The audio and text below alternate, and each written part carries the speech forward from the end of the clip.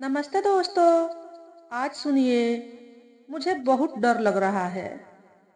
उस रात तिलोत्तमा के मोबाइल की बजती घंटी ने गहराते हुए सन्नाटे के साथ साथ उसके मन की शांति को भी भंग कर दिया। कुछ देर पहले ही उसकी आंख लगी थी। पल भर को तो उसे समझ ही नहीं आया कि मोबाइल की घंटी सच में बज रही है या वह कोई सपना देख रही है। उसने उनिंदी आंखों से देखा, रात का 1 बज चुका था। तिलोत्मा ने अनमने ढंग से बेड साइड पर रखे हुए अपने मोबाइल को उठाकर हेलो कहने का प्रयास किया ही था कि उसे एक लड़की की आवाज सुनाई दी। फोन करने वाली लड़की शायद कुछ जल्दी में थी। तभी उसने बिना प्रतीक्षा किए बोलना शुरू कर दिया। मम्मा, मम्मा, आप प्लीज मुझसे बात कीजिए। कुछ हो गया है मुझे। मेरे पेट का निचला हिस्सा फोड़े की तरह दुख रहा है। अभी कुछ सफेद सफेद गाढ़ा सा भी निकला है। आप सुन रही हो ना मम्मा? आपकी बेटी को बहुत घबराहट हो रही है। नींद भी नहीं आ रही। मेरे पेट में होने वाला तेज दर्द धीरे धीरे सब जगह फैलता जा रहा है। मैं ठीक से सांस भी नहीं ले पा रही हूँ। कुछ घुटन सी महसूस हो रही है। तिलोत्मा को उसकी गहराती हुई आवाज सुनकर खुद के भीतर एक अजीब सा हौल महसूस हुआ। उसे लगा कहीं उसके अपने ही पेट में तो दर्द नहीं हो रहा। उसके दाएं हाथ में मोबाइल था। अनजाने में ही बायां हाथ भी रजाई से शरीर को कवर करने के चक्कर में खुद ब खुद बाहर आ गया था। भारी सर्दी में उसके दोनों हाथ काफी ठंडे हो गए। जैसे ही उसके बाएं हाथ ने पेट पर स्पर्श किया, एक झुरझुरी सी ने भीतर दौड़कर उसे चौकन्ना कर दिया। तिलोत्मा को बोलने वाली लड़की की उम्र 15-16 साल की बच्ची जैसी लग रही थी। लड़की का लड़खड़ाते हुए बोलना उसकी भी सांसों की रफ्तार को घटा बढ़ाकर असन्नत करने लगा। उसकी बीपी भी कुछ समय से बढ़ा हुआ चल रहा था। फोन की आवाज के साथ तिलोत्मा का झटके से उठना, उसकी धड़कनें और बढ़ गया। असमंजस की स्थिति में उसने खुद से प्रश्न किया, इस वक्त किसका फोन हो सकता है? कौन उसे मम्मा पुकार कर अपनी बातें बता रहा है? कहीं उसकी बेटी भव्या ने कोई भयावह सपना तो नहीं देख लिया और वो घबरा गई हो। बेटी का ख्याल आते ही तिलोत्मा को अपनी सांस हलक में अटकी हुई महसूस हुई। उसने तेजी से उठकर बेटी के कमरे में पहुंचना चाहा। इससे पहले कि वह ऐसा कुछ कर पाती, फोन पर एक बार फिर आवाज सुनाई देने लगी। मम्मा, आप मुझे सुन रही हैं ना? मैं कहीं मरने वाली तो नहीं हूँ। मैं मरने से पहले आपसे ढेर सी बातें करना चाहती हूँ, क्योंकि मरने के बाद सिर्फ बातें ही तो रह जाती हैं। मुझे भी तो आपसे कितनी सारी बातें करनी थी। कुछ देर की चुप्पी के बाद अचानक आवाज आई, प्लीज आप फोन मत रख देना। फिर कुछ समय के लिए खामोशी छा गई। बच्चे के साथ चल रही बातों का सिलसिला तिलोत्मा के दिमाग में बार बार अपनी बेटी का ही ख्याल ला रहा था। क्यों भव्या उसके पास नहीं आ रही? क्यों वह फोन करके बातें कर रही है, जबकि दोनों एक ही घर में हैं?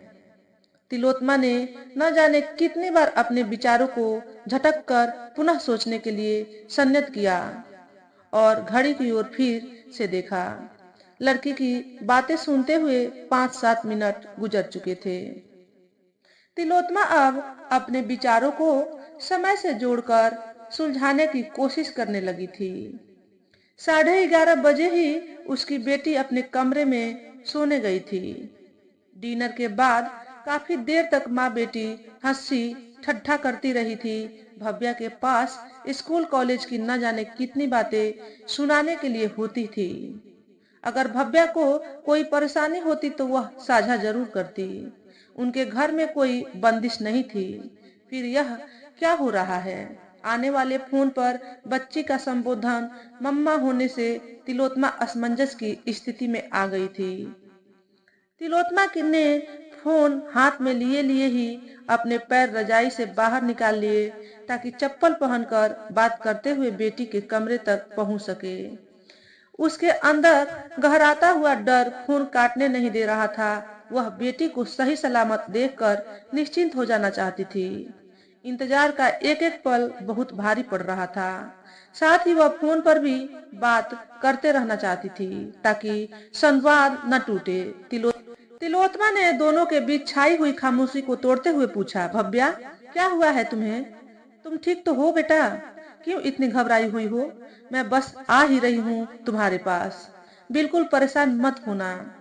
उसने शायद तिलोत्मा की कही हुई बातों पर ज्यादा ध्यान नहीं दिया। वह अपनी बातें कहे जा रही थी। मम्मा, आप सिर्फ बातें करती रहो। अगर आप मेरे पास आओगी तो मैं भाग जाऊंगी, फिर कभी लौट कर नहीं आऊंगी। अनायास बेटी के भागने वाली बात सुनकर तिलोत्मा की भरी सर्दी में भी पसीना आ गया। उसका दिल धौंकने की तरह जोर जोर से धड़कने लगा। उसने फिर से अपने पैर रजाई में वापस खींच लिए और अपने माथे के पसीने को पोंछते हुए कहा, कहाँ भागकर जाओगी बेटा? कहीं नहीं जाना है। अपना घर छोड़कर कोई जाता है क्या? मैं 1 मिनट में आती हूँ। तिलोत्मा ने अब पुनः रजाई से पैर निकालकर चप्पल पहनने का सोचा। बगैर विलंब किए वह अपनी बेटी के कमरे में पहुंचना चाहती थी।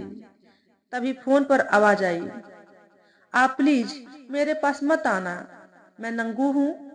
मैंने नीचे कुछ भी नहीं पहना हुआ है। मेरे कपड़े गंदे हो गए थे। मैंने अपने कपड़े उतारकर डस्टबिन में डाल दिए हैं। मैं नहीं चाहती हूँ कि आप मुझे ऐसे देखो। आप परेशान हो जाओगी। मुझे बहुत डर लग रहा है। मेरे साथ यह क्या हो रहा है मम्मा?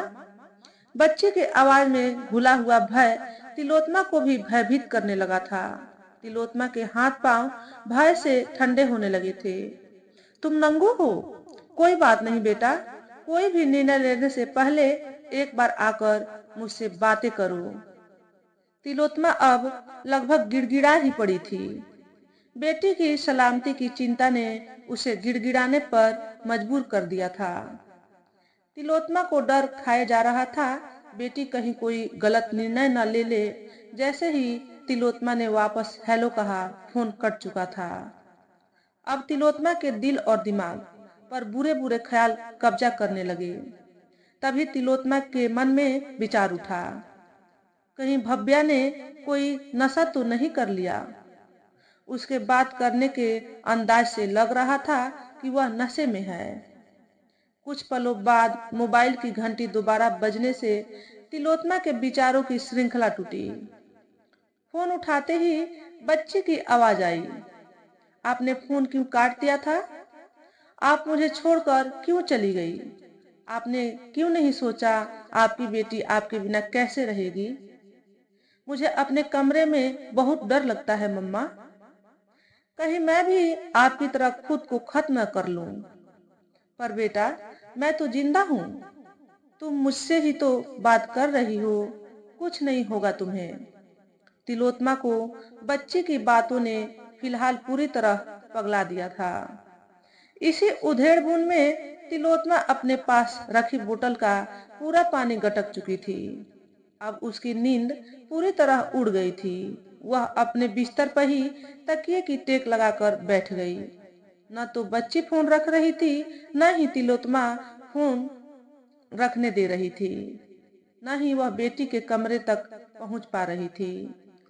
खौफ में होने से फोन पर आने वाली आवाज उसे बिल्कुल भव्या की आवाज ही लग रही थी। उसके दिल और दिमाग में अजब सी जंग छिड़ी हुई थी। दिल फोन वाली बच्ची को बेटी समझ रहा था और दिमाग इस बात को मानने के लिए तैयार नहीं था।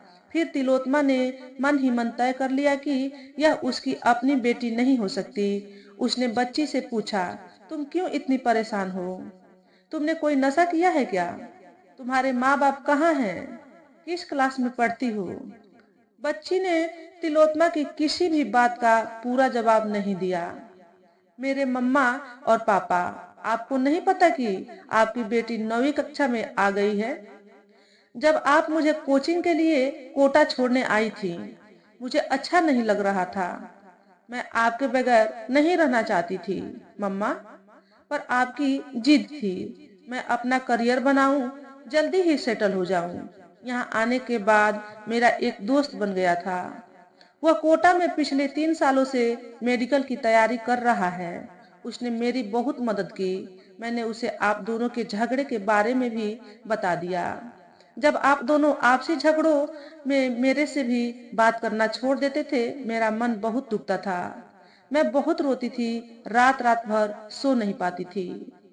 कुछ देर के लिए वह रुकी और दोबारा अपनी बात कहने लगी। एक दूसरे पर लगाया हुआ आपका हर थप्पड़ मेरे गाल पर लगता था। मैं सारी सारी रात अपने बदन पर आप दोनों की हाथापाई को महसूस करती थी। सॉरी मम्मा, मुझे किसी अनजान को अपने घर की बातें नहीं बताना चाहिए थी। आप ही बताइए, मैं अपनी बातें उसे न बताती तो किसे बताती। पर यह सब आपको कैसे पता होगा?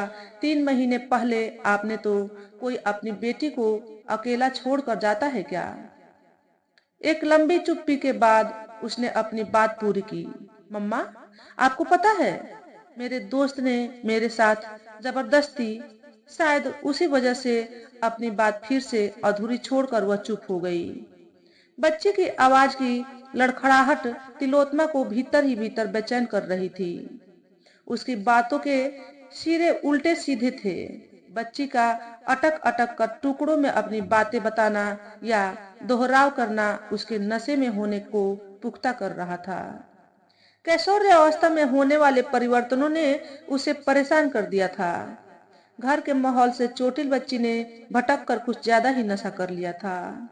तभी वह अपनी समस्याएं घर के लोगों की बजाय अनजान लोगों से साझा कर रही थी। तिलोत्मा के लिए बच्ची अभी भी एक रहस्य थी। तिलोत्मा ने बात आगे बढ़ाते हुए कहा, अपनी बातें खुलकर कहो बेटा। मम्मा, कहा है ना मुझे। अब शायद उसने तिलोत्मा की बात सुनी थी। तभी वह बोली, पर आप कैसे सुन पाओगी मेरी बात? 3 महीने पहले आपने पापा की रिवॉल्वर से खुद को गोली क्यों मार ली थी? आपने अपनी बेटी का नहीं सोचा। पापा आपको प्यार नहीं करते थे, पर मैं तो करती थी। आपके जाते ही पापा ने दूसरी, हम दोनों ने ही पापा के जीवन में काटा थे मम्मा। तभी तो दूसरी शादी करने के बाद वह मुझसे कभी मिलने नहीं आए। अचानक फोन फिर से कट गया। नशे की हालत में बच्चे से शायद फोन बार बार गलती से कट रहा था। कुछ पल बाद ही वापस फोन की घंटी बजते ही तिलोत्मा ने जैसे ही फोन उठाया तो बच्ची की आवाज आई, मम्मा, प्लीज आप मुझे सुला दो ना। पिछले 5 दिनों से मैं सो ही नहीं रही हूँ। वह मेरा दोस्त है ना, उसने मुझे कुछ गोलियां दी थी ताकि मैं सो सकूं। आज जब एक गोली खाने के बाद भी मुझे नींद नहीं आई तो मैंने एक साथ 2 गोली और खा ली। मुझे बहुत घबराहट हो रही है। अगर मैं गोलियां नहीं खाती तो आपकी ही तरह कुछ कर लेती। फिर एक लंबी सांस लेकर वह आगे बोली, मम्मा, मेरे मना करने के बावजूद मेरा दोस्त मुझे कोई पाउडर खिलाता रहता था, कभी कुछ गोलियां। आप ही बताइए भला किसको बताती ये सब बातें। मुझे लगता है जैसे ही मेरी आंखें बंद होगी मैं फिर कभी भी नहीं उठूंगी। इसलिए मैं पूरी पूरी रात आंखें खोलकर पड़ी रहती हूँ। इतनी छोटी बच्ची के नशा करने की बात स्वीकारते ही तिलोत्मा की आंखें नम हो गई। बेटा, तुम्हें कोई बड़ी बीमारी नहीं है, सब ठीक हो जाएगा। थोड़ी देर सो जाओ। मैं सो जाऊंगी मम्मा, प्लीज आप मेरे साथ रहना। आप रहोगी ना मेरे साथ? हाँ बेटा, मैं रहूंगी तुम्हारे साथ। तुमने खाना तो खा लिया था ना? मुझे अपने हॉस्टल का खाना अच्छा नहीं लगता मम्मा। मुझे आपके हाथ का बनाया हुआ खाना बहुत अच्छा लगता था। आप बहुत याद आती हो मम्मा। आपको पता है, पिछले 3 दिनों से मैं कोचिंग क्लास में भी नहीं गई। तुम कोचिंग के लिए क्यों नहीं गई बेटा? सुनो, अब पाउडर या गोलियां मत खाना, मैं तुम्हारे साथ हूं ना। सिर्फ हम, बोलकर बच्ची चुप हो गई। लगभग 40 मिनट की बातचीत के बाद तिलोत्मा को काफी कुछ समझ आ गया था। बच्ची भी अपनी बातें बताकर शायद हल्की हो गई थी। जब बहुत देर तक कोई आवाज या फोन नहीं आया तो तिलोत्मा को लगा बच्ची सो गई है। इसी बीच तिलोत्मा के लगातार बोलने की आवाजें जब सोई हुई भव्या तक पहुंची, वह अपने कमरे से निकलकर तिलोत्मा के सामने पहुंच गई। मम्मा, मम्मा, क्या हुआ है? इतनी रात को आप हाथ में फोन लिए क्यों बैठी हैं? क्या किसी का फोन आया था? तिलोत्मा अभी भी बच्ची की बातों में खोई हुई थी। जैसे ही उसने भव्या को देखा, उसके शब्द मुंह में ही गुम हो गए। भव्या को सही सलामत देखकर उसने बिस्तर से उठकर भव्या को कसकर गले लगा लिया और रुआंसी हो आई। भव्या ने तिलोत्मा से पूछा, आपके चेहरे पर हवाइयां क्यों उड़ रही हैं मम्मा? आपकी तबीयत ठीक तो है? अनायास भव्या भी माँ के लिए चिंतित हो उठी थी। तिलोत्मा ने जैसे ही फोन को वापस कान पर लगाकर हेलो किया, फोन कट चुका था। उसने फोन पर हुई बातें भव्या को बताई। गलत नंबर लग गया होगा मम्मा, अब आप भी सो जाइए, पापा भी बाहर गए हुए हैं। अगर आप कहें तो मैं आपके पास ही सो जाती हूँ। आपकी नींद पूरी नहीं हुई तो बीपी बढ़ जाएगा, भव्या ने प्यार से तिलोत्मा को कहा। मैं ठीक हूँ बेटा, तुम चिंता मत करो, अपने कमरे में सोने जाओ, तुम्हें कल स्कूल भी जाना है। तिलोत्मा के कहने से भव्या सोने चली गई, मगर तिलोत्मा के दिलो दिमाग से बच्ची की आवाज हट नहीं रही थी। न जाने क्यों उसे बार बार लग रहा था बच्ची का फोन एक बार फिर आएगा। बच्ची का मम्मा कहकर बातें करना सारी रात उसकी नींद में विघ्न डालता रहा। जैसे तैसे पूरी रात और फिर दिन भी निकल गया। सारा दिन उस बच्ची की आवाजें तिलोत्मा के दिमाग में गूंजती रही। नशे की ओवरडोज होने से बच्ची ने गफलत में अपनी माँ के नंबर को डायल किया होगा और फोन तिलोत्मा के नंबर पर लग गया होगा। दिन भर तिलोत्मा बच्ची की बातों के सिरों को बांधने की कोशिश में लगी रही। अगली शाम तक तिलोत्मा के पास बच्ची का फोन दोबारा नहीं आया। वह उसके बारे में सोच सोच कर बेचैन हो उठी और थक हार कर उसने फोन लगा लिया।